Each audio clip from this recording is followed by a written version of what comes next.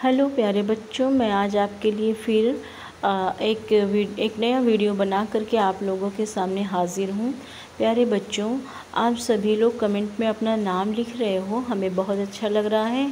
प्यारे बच्चों, कमेंट में अपने नाम के साथ साथ अपने स्कूल का नाम ज़रूर लिखिए। आप लोगों से मेरी बहुत गुजारिश है प्यारे बच्चों कि आप लोग नाम लिखते हैं। बहुत सारे बच्चों ने कमेंट में नाम लिखा, मुझे बहुत अच्छा लगा। कुछ बच्चों को वीडियो अच्छा भी लग रहा है, ये भी मेरे लिए बहुत खुशी की बात है। पर प्यारे बच्चों, आप लोग कमेंट में अपना नाम के साथ अपने स्कूल का नाम और पूरा पता ज़रूर लिखिए कि आप किस स्कूल से हो। ठीक है। मैंने एक दो बच्चों के स्कूल का नाम देखा है। पारा कमाल, कोई बच्चा कहाँ से है, उसका स्कूल है पारा कमाल। वो जो उसका एड्रेस है वो पारा कमाल कहाँ पड़ता है, ऐसे मुझे नहीं पता है। तो प्यारे बच्चों, हम ये जानना चाहते हैं कि आप स्कूल का पूरा नाम लिखें और नाम के साथ आप डिस्ट्रिक्ट ज़रूर डालें, ज़िले का नाम ज़रूर डालें, ताकि हमें क्लियर हो सके प्यारे बच्चों। और प्यारे बच्चों, आप लोगों को बहुत बहुत तहे दिल से शुक्रिया है कि आप देखते हैं। हाँ बच्चों, सब्सक्राइब करवाने में मेरी हेल्प करिए। सारे बच्चों से कहिए, अपने आसपास से कहिए कि सब्सक्राइब ज़रूर करें। प्यारे बच्चों, इससे पहले अब देर ना करते हुए हम आपको टॉपिक पे आते हैं। इससे पहले मैंने आपको पढ़ाया था कि ख्वाजा अल्ताफ़ हुसैन हाली की हालात ज़िंदगी। ख्वाजा अल्ताफ़ हुसैन हाली की हालात ज़िंदगी पढ़ाया था। ये उन्हीं का लिखा हुआ सबक है, आप देख रहे हो ना। हम थोड़ा सा अंडरलाइन करते जाएंगे। ख्वाजा अल्ताफ़ हुसैन हाली जो इस सबक के हमारे मुसन्निफ़ थे, मैंने पहले बताया था आपको। अब ये उन्हीं का लिखा हुआ सबक है जिसका नाम है मिर्ज़ा गालिब के हालात। बच्चों, आपके मिर्ज़ा गालिब उर्दू की समझ लीजिए ऐसी शख्सियत हैं जिनको आप पूरे क्लास समझ लीजिए 6 से लेके BA MA और आप आगे भी एंट्रेंस एग्ज़ाम देने जाते हैं, उसमें भी आपको हर जगह मिर्ज़ा गालिब के बारे में ज़रूर आता है। ठीक है प्यारे बच्चों, इसीलिए मिर्ज़ा गालिब को आज हम बहुत अच्छे से आपको पढ़ाएंगे। आप बहुत अच्छे से पढ़िएगा। इसकी आप नोट्स भी बना लीजिएगा प्लीज़ बच्चों, इसकी आप नोट्स भी बना लीजिएगा ताकि ये आपके पास हमेशा के लिए अच्छे से हो जाए। ठीक है प्यारे बच्चों, तो जो इन्होंने लिखा है जो सबक, ख्वाजा अल्ताफ़ हुसैन हाली ने जो आपका ये सबक लिखा है, ख्वाजा अल्ताफ़ हुसैन हाली ये मुसन्निफ़ तो हैं ही इस सबक के, लेकिन ये मिर्ज़ा गालिब के शागिर्द थे। ठीक है, शागिर्द यानी कि स्टूडेंट। ठीक है, शागिर्द यानी कि स्टूडेंट। आपके जो टीचर्स होते हैं वो आपके उस्ताद होते हैं, जो सीखता है यानी स्टूडेंट तो वो शागिर्द कहलाता है। तो यानी कि मिर्ज़ा गालिब उस्ताद थे किसके? ख्वाजा अल्ताफ़ हुसैन हाली के। और उन्होंने ये पूरा सबक ये अपने उस्ताद के ऊपर ही इन्होंने पूरा ही उनका सबक लिखा हुआ है कि ये कैसे थे, इनकी सूरत कैसी थी, औलाद इनकी कैसी थी और इनकी ज़िंदगी में क्या थी, सारी चीज़ें इन्होंने लिखा है प्यारे बच्चों। ठीक है, तो मिर्ज़ा गालिब के हालात, आपको ये सबक दिख रहा है ना। और अब सबक को हम पढ़ते हैं। ठीक है, अहले दिल्ली में से जिन लोगों ने मिर्ज़ा को जवानी में देखा था, उनसे सुना गया कि उन फ़वाने, कुछ बच्चे जो मुश्किल अल्फाज नहीं पढ़ते हैं वो गौर कीजिएगा। उन फ़वाने, आइन नू उन फे वावलिया वरवा नुसाकिन, उन फ़वाने शबाब में वो शहर के नहायत हसीन और खुशरो लोगों में शुमार किए जाते थे। शुमार का मतलब होता है गिनना, यानी मिर्ज़ा का जो शुमार होता था, यानी उनका जो नाम था वो शहर के बहुत नहायत खुश हसीन लोगों में उनका शुमार था। ठीक है, और बुढ़ापे में भी, जब थोड़ा सा हटाते देखते हैं, जब राकुम ने पहली ही बार उन्हें देखा है, मतलब वो जब बुढ़ापे में भी लिखने वाले कह रहे, जब मैंने उन्हें पहली बार ही देखा है, तो हुसानत मतलब भी होता है बहुत खूबसूरत। और क्या है, हुसानत मतलब बहुत खूबसूरत, और खूबसूरती के आसार उनके चेहरे कदो कामत, यानी उनकी पूरी कदो कामत, यानी कि उनकी पूरी जो बनावट थी, डील डॉल पूरी बनावट इनकी आ गई। इनकी बॉडी की पूरी बनावट किस तरीके से थी कि डील डॉल कदो कामत, इनकी लंबाई चौड़ाई जो थी ना, नुमाया तौर पर नज़र आते थे, मगर आखिर उम्र में किल्लत खुराक। लेकिन यहाँ पे क्या कहा जा रहा है बच्चों, आखिरी उम्र में किल्लत खुराक यानी खाने की परेशानी के बाइस, यानी खाने पीने में दिक्कत की वजह से क्या हुआ था, अमराज यानी बीमारियों में ये बीमारियों दायमी के सबब वो नहायत नहीफ व नेज़ा हो गए, यानी बहुत कमज़ोर और बहुत परेशान हो गए। ठीक है, नहायत नहीफ हो गए खाने पीने की वजह से, कम खुराक की वजह से। लेकिन चूँकि हाड़, यहाँ देखो बच्चों, हाड़ बहुत चिकला का मतलब होता है सीना और कंधा बहुत चौड़ा था, कद कोशीदा और हाथ पांव ज़बरदस्त थे। हाड़ बहुत चकला का मतलब यही होता है कि सीना और कंधे उनके बहुत चौड़े थे, अच्छे थे। इसे होते नहीं है कि अच्छे से, जब जिसका सीना चौड़ा होता है तो वो जेंट्स जो होते हैं माना जाता है, अच्छा माना जाता है। तो यही बात यहाँ पे दी हुई है। कद को सीधा और हाथ पांव ज़बरदस्त थे। इस हालत में भी वो एक नवारी तौरानी मालूम होते थे, मतलब बहुत कम खुराक की वजह से भी इतनी सारी परेशानियों के बावजूद उनके हाथ पैर जो उनके बहुत अच्छे दिखते थे। इस हालत में भी वो एक अच्छे हट्टे कट्टे भी दिखते थे। ठीक है, ये तो हुआ इनकी शक्ल सूरत, ये हुआ। अब देखो ये औलाद यहाँ पे, ठीक है, देखिए इसमें गौर कीजिएगा। कहा जाता है कि मिर्ज़ा साहब की औलाद कुछ ना थी, इब्तिदा में 7 बच्चे दर पर हुए। यानी मिर्ज़ा गालिब के बारे में बताया जाता है कि इनके पास औलाद नहीं हुई, इनके यहाँ औलाद नहीं हुई।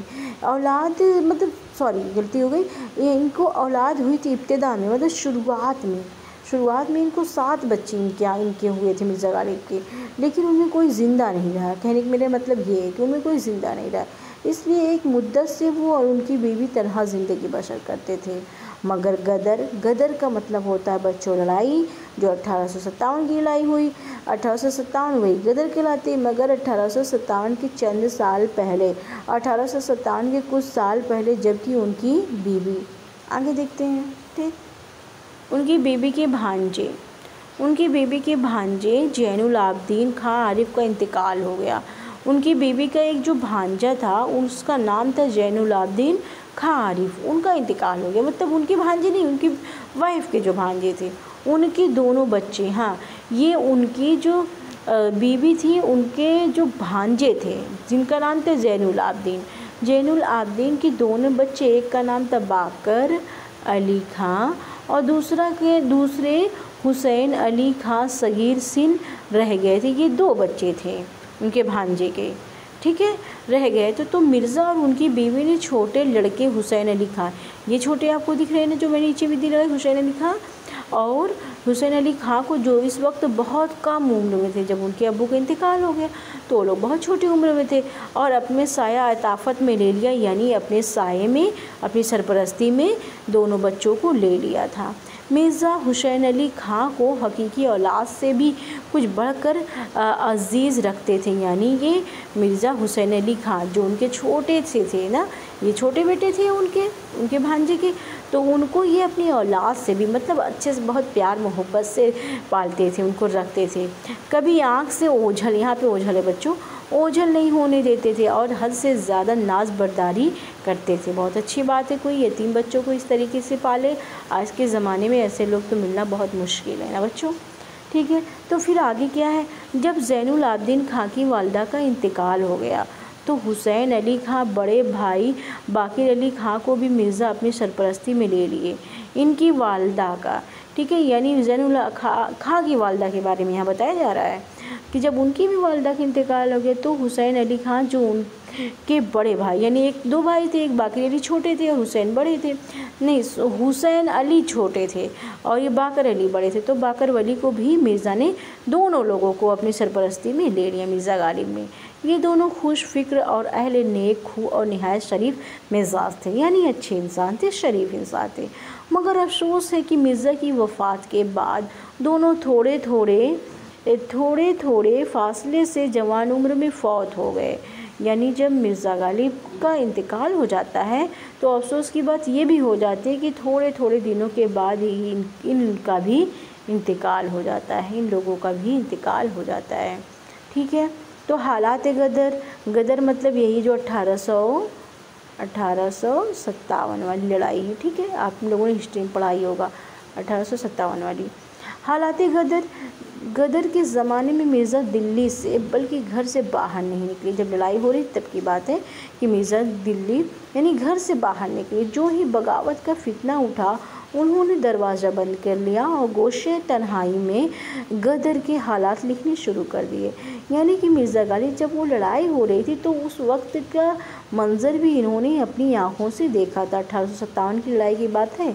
इसीलिए मिर्ज़ा गालिब ने अपने बहुत से ख़तों में, आपको पता है बच्चों, मिर्ज़ा गालिब की जो सबसे बड़ी सलाहियत है, यानी उनकी जो सबसे बड़ी खूबी ये है कि वो ख़त लिखने में माहिर हैं।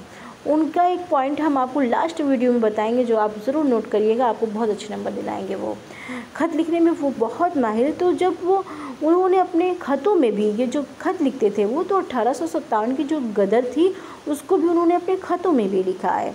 गदर के ज़माने में मिर्ज़ा घर से बाहर नहीं निकलते थे। जो ही बगावत का फितना उठा, उन्होंने दरवाज़ा बंद कर लिया और गोशे तन्हाई में गदर के हालात, यानी वहीं कैद होकर के घर में ही रह करके वो जो पूरी लड़ाई हो रही थी उसको वो अपनी आंखों से देखते और लिखना उसको शुरू कर दिए। अगरचे फ़तेह दिल्ली के बाद महाराजा पटियाले की तरफ से हकीम महमूद खां मरहूम और उनके हमसाइयों के मकान, जिस पर एक मज़ार भी थे। ये एक हैं बादशाह हैं महाराजा पटियाला की तरफ से, ये देखिए महाराजा पटियाला की तरफ से हकीम महमूद खां मरहूम और उनके हमसाइयों के मकान पर एक मज़ार भी थी। मतलब कहीं और की बात बताई जा रही, महाराजा पटियाला के घर की बात बताई जा रही है। वहाँ पे एक मज़ार भी थी। हिफाजत के लिए पहरा बैठ गया, वहाँ पे हिफाजत के लिए पहरा बैठ गया, इसलिए वो फतेहमंद सिपाहियों को लूट खसोट से महफूज रहे। ठीक है, मतलब वो जगह सेफ़ बनी रही जो इनका मकान था महाराजा पटियाला का। मगर फिर उनको तरह तरह की कुल्फ़तें उठानी पड़ी। मिर्ज़ा ने छोटे भाई जो 30 बरस की उम्र में दीवाने हो गए थे और आखिर दम तक इसी हालत में रहे। मिर्ज़ा के छोटे भाई, क्योंकि आपको पता है बच्चों, मिर्ज़ा गालिब सिर्फ 2 भाई थे। एक तो ये खुद मिर्ज़ा सदुल्ला खां गालिब और जो दूसरे थे वो मिर्ज़ा यूसुफ़ अली करके था, मिर्ज़ा यूसुफ़ अली खान करके उनका नाम था। इनके 2 भाई थे। ठीक है, मिर्ज़ा के छोटे भाई जो 30 बरस की उम्र में दीवाने हो गए थे और दम तक इसी हालत में रहे। जब मिर्ज़ा ने दिल्ली में सुकूनियत अख्तियार करी तो उनको भी अपने साथ यहीं ले आए, है ना। जब दिल्ली में उनको सुकूनियत मिल गया तो अपने भाई को भी वो यहाँ पे ले आए। यानी कि आपको पता है मिर्ज़ा गालिब की जो पैदाइश हुई थी वो जो है आगरा में हुई थी, लेकिन इनकी जो वफ़ात होती है वो कहाँ पे होती है, दिल्ली में होती है। ठीक है, क्योंकि ये दिल्ली में आ जाते हैं तो वो उनको भी अपने साथ ले आए। मिर्ज़ा के मकान से उनका मकान तकरीबन 2000 कदम, आगे देखते हैं क्या होता है, 2000 कदम के फासले पे था। देखिए जूम कर देते थोड़ा सा, के फासले पर था। एक दरबान और एक कनीज़ की दोनों उम्र रशीदा थे।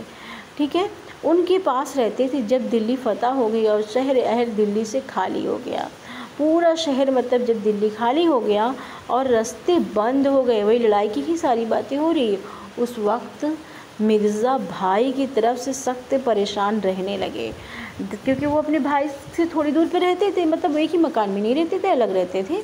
तो जब दिल्ली पूरी बंद हो गई तो वो अपने भाई की उनको कि मैं अपने भाई तक कैसे मिलने जाऊंगा, उनको दिक्कत होने लगी। भाई की खाने पीने सोने मरने और जीने की मतलब खबर ना थी। देखिए यही बात थी, इसीलिए वो परेशान थे, वरना वो अपने भाई से मिलने जाते थे तो सोने मरने जीने तक की उनको खबर ना मिलती थी। एक रोज़ ये खबर आई, देखिए अब देखिए इनके भाई खबर आ जाती है। एक रोज़ ये खबर आई कि मिर्ज़ा यूसुफ़, उन्हीं के भाई हैं जिनका नाम मिर्ज़ा यूसुफ़ हमने पहले बताया था, मिर्ज़ा यूसुफ़ के मकान में भी कुछ सिपाही नफ्स आए थे। मतलब उनको खबर मिलती है कि कुछ सिपाही, वही जो अंग्रेज़ लोग, उनके मकान में भी चले गए और कुछ असबाब मिला, ले गए, जो कुछ भी सामान मिला वो उठा ले गए। फिर एक दिन ही वही बुढ़ा दरबान जो मिर्ज़ा यूसुफ़ की ड्योढ़ी पर रहता था, ड्योढ़ी पर रहना मतलब कि वहाँ पे जो गार्डी करते हैं, जैसे होम गार्ड होते हैं, वो रहता था।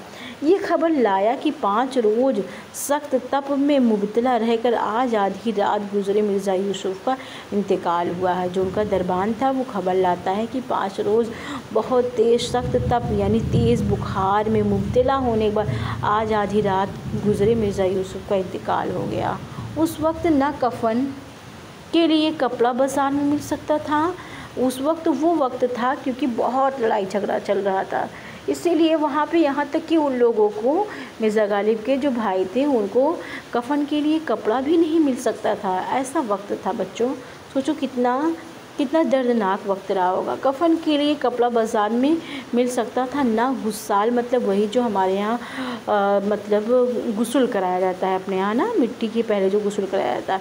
गुस्साल और गोर का मतलब होता है कि आपका कब्रिस्तान होता है। ना गोर किन का कहीं पता था, ना शहर से कब्रिस्तान जाना ही मुमकिन था, मतलब हर तरीके से परेशानी थी। मगर मिर्ज़ा के हमसायों ने उनकी बड़ी मदद करी। पटियाले की फ़ौज के एक सिपाही को हिफाजत के लिए तैनात था वहाँ पे, जहाँ पे वो रहते थे पटियाले में, जो हमेशा दरबान था वो जो है हमेशा जो फ़ौज के लिए नहीं, जो दरबान था जो हमेशा वहाँ पे तैनात रहता था, वो मिर्ज़ा के 2 आदमियों के साथ लिया और मिर्ज़ा साहब के यहाँ से 2 सफ़ेद चादरें लेकर मतलब वो आया, उसने मदद करी जो उनका दरबान था, क्योंकि दरबान भी अंग्रेज़ ही रहा होगा उस वक्त, जो अंग्रेज़ था वो लिया और उसने 2 सफ़ेद चादरें लेकर मिर्ज़ा यूसुफ़ के मकान पर पहुँची और बाद गुस्ल और तहज़ीक व तकफ़ीन के मस्जिद के सहन में जो मकान के करीब था दफन किया। मतलब सारे काम उन लोगों ने मिल कर के मिर्ज़ा का आसान कर दिया। चूँकि उस वक्त मुसलमानों से शहर खाली हो गया था, मिर्ज़ा के हिंदू दोस्तों के सिवा जो उनके पास बराबर आते रहते थे और हर तरह से उनकी गमख्वारी, यहाँ तक कि मतलब जो मुस्लिम से तो सारे मुस्लिम डर के चले गए थे, लेकिन जो उनके हिंदू दोस्त थे वो लोग जो उनको कभी कभी हालचाल पूछने के लिए आते थे, है ना, वो उनकी बहुत मदद की। कोई उनका गमख्वार नहीं था। मिर्ज़ा की मौश का मतलब होता है बच्चों रोज़ी रोटी। मौश के सिर्फ 2 ज़रिए थे, एक सरकारी पेंशन, मौश का मतलब होता है रोज़ी रोटी, ठीक है, एक सरकारी पेंशन और किले की तनख्वाह, यानी जो मिर्ज़ा की ज़िंदगी का जो गुजारा होता था वो उनको सरकार कुछ पेंशन देती थी, ठीक है, सरकार कुछ पेंशन देती थी और किले की तनख्वाह। सो ये दोनों ज़रिए मसदूद हो गए, यानी दोनों ज़रिए भी इनके बंद हो गए। शहर के तमाम मुसलमान आमायद जो मिर्ज़ा के दोस्त और अजीज़ थे, जो सारे लोग मिर्ज़ा गालिब के जो दोस्त थे और उनके जो अजीज़ यानी प्यारे थे, अपनी अपनी हालत में गिरफ़्तार हो गए। हर कोई परेशान हो जाता है जब कभी कभी ऐसी मुसीबत आती है, तो किसी एक पे नहीं आती है। जैसे लॉकडाउन लगा यहाँ पे, तो ये लॉकडाउन ने किसी एक को नहीं परेशान किया, बल्कि बहुत सारे लोग हमारे सब परेशान हुए, उसमें सारे लोग परेशान हुए। वही बात है यहाँ पे कही गई है कि मतलब ऐसा कभी वक्त आया तो सारे लोग परेशानी में गिरफ़्तार हो गए। इसके सिवा जिस घर में जिस कद्र बीबी के पास, अब देखिए उन्होंने क्या रास्ता अपनाया, जिस कद्र बीबी के पास जेवर या कोई कीमती चीज़ थी, जब शहर लूटने लगा तो वो दूसरी जगह गाड़ दाबने के लिए भेज दिया। गालिब ने सोचा कि मेरे पास जो कुछ भी है पता नहीं कब कौन आ जाए और ले जाए उठा करके, तो उन्होंने वो सारी चीज़ें, जैसे पहले के लोग क्या करते थे, उनके पास जो सामान रहते थे वो चोरी होने के डर से वो मिट्टी में दबा देते थे, तो वही काम मिर्ज़ा गालिब ने भी किया। ठीक है, नेक्स्ट देखते हैं बच्चों।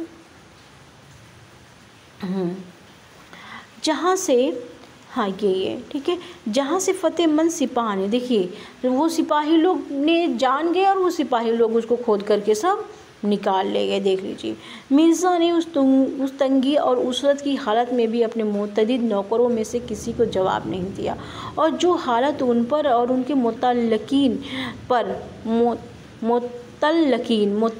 ठीक है बच्चों, मुतल्लकीन पर खुश वो नाखुश गुजरी, उसमें नौकर भी बराबर शरीक थे। मतलब जो परेशानियां सबको हो रही थी उनमें उनके नौकरों को भी वो परेशानियां हो रही थी। नौकरों के अलावा जिन लोगों के साथ मिर्ज़ा अमन के ज़माने में हमेशा सलूक करते थे, मतलब ऐसे लोग जिन उस ज़माने में जब मिर्ज़ा गालिब सभी के साथ हमेशा सलूक करते थे, वो इस हालत में भी मिर्ज़ा को सताते थे। देखिए वो वक्त आ गया था, वो लोग भी मिर्ज़ा को सताते थे जिनकी मिर्ज़ा मदद करते थे, और चार ना चार उनकी भी मिर्ज़ा को खबर लेनी पड़ती थी। मिर्ज़ा लिखते हैं कि उस नादारी के ज़माने में जिस कद्र कपड़ा और ओढ़ना बिछौना घर में था, मतलब वो अपनी पूरी परेशानी बता रहे हैं कि किस वक्त मुझे कितनी परेशानियाँ मिली, सब कुछ बेच कर खा गया। मतलब कि पैसे नहीं थे तो जाहिर सी बात है, पेट है इंसान का, जब पैसे नहीं रहेंगे तभी इंसान मजबूरी में ही कोई गलत रास्ता अपनाता है। इसीलिए मिर्ज़ा को भी वही करना पड़ा। उनके पास जो कुछ भी कपड़े थे उन्होंने उसको बेच कर खा लिया। गोया और एक लोग रोटी खाते थे और मैं कपड़ा खाता था। मिर्ज़ा कैसे कह रहे हैं, अपनी बेबसी बेचारे बता रहे थे कि ऐसा लग रहा था जैसे लोग रोटी खा रहे हैं और मैं कपड़ा खाता था, यानी जो कपड़ा बेच कर खाता था। ठीक है प्यारे बच्चों, अभी देखिए इसमें बहुत सारा है। ये हुस्न ज़राफ़त आपकी हेडिंग बची है और ये आपकी लतीफ़ा हेडिंग बची हुई है और हम दिखाते हैं। और ये सारे इनके लतीफ़े ही हैं। ये लतीफ़ा बचा हुआ, ये लतीफ़ा आपको बचा हुआ है और हम दिखाएं आपको यहाँ पे आकर के ये भी लतीफ़ा है आपका, ये भी एक लतीफ़ा है ना। ये सारे लतीफ़े हैं, ये सारे आपके बचे हुए जो हम आज नहीं बनाएंगे, नेक्स्ट पार्ट में, जैसे कि सारे बच्चे कहते हैं। ठीक है कि मैम 1 2 3 4 पार्ट करके बनाइए, इसीलिए वीडियो बहुत लंबा हो रहा है। तो आप लोगों के लिए ही हम अच्छे से पढ़ा रहे हैं, इसीलिए पार्ट 1 करके इसको पढ़ाएंगे। फिर जो बचेगा हमारा आगे से जो बचेगा हम उसको भी पढ़ाएंगे। बच्चों एक चीज़ और, आप अल्फाज माने पे गौर नहीं करेंगे तब तक उर्दू आपकी तेज़ नहीं होगी, इतना जान लीजिए। अगर आप तशरीह करते हैं, चाहे आप नस्र पढ़ें, चाहे आप नज़्म पढ़ें, आप जो कुछ भी पढ़ें, जब तक आप खुद से मेहनत नहीं करोगे, ये अल्फाज माने आप नहीं याद करोगे, आपको उर्दू बिल्कुल भी नहीं आएगी। ठीक है, तो सबसे पहले आप जो जितने सबक का अल्फाज माने, सारे बच्चे अल्फाज माने आप उसको ज़रूर याद करो। ठीक है प्यारे बच्चों, तो यही है आपका सबक जो हमने आपको कहाँ तक पढ़ाया है, याद रखिएगा। हाँ, ये सवाल जवाब है जो पूरा करने के बाद हम आपको बताएंगे। जहाँ तक हुआ है ना हुस्न और ज़राफ़त से हमें पढ़ाना नेक्स्ट वीडियो में, तो अगले नेक्स्ट वीडियो में हुस्न और ज़राफ़त से पढ़ाएंगे। प्यारे बच्चों अपना बहुत ख्याल रखिए, खूब अच्छे से मेहनत से पढ़िए। टाइम आपके लिए बहुत कम है, एग्ज़ाम जो है की तैयारी के लिए बहुत कम वक्त है। खूब अच्छे से पढ़िए ताकि आपका परसेंटेज बन सके। ठीक है, और चैनल को ज़रूर सब्सक्राइब करिए, दूसरे बच्चों से भी कहिए। मैं और जो है अपना नाम और अपने कॉलेज का नाम ज़रूर लिखिए ताकि मुझे पूरा पता चल सके कि मेरा कौन सा से स्टूडेंट कहाँ से देखते हैं। ओके ठीक है, तो अपना ख्याल रखिए, खुश रहिए, अल्लाह हाफिज़।